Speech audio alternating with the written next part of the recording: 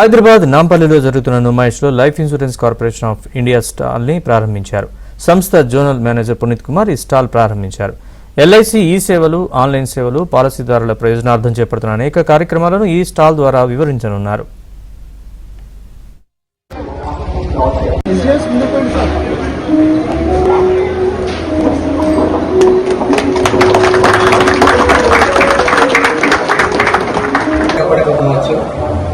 First of all, I thank you and I will kindly concentrate to logo branding a big role in that part. And as sir told, you don't sit inside.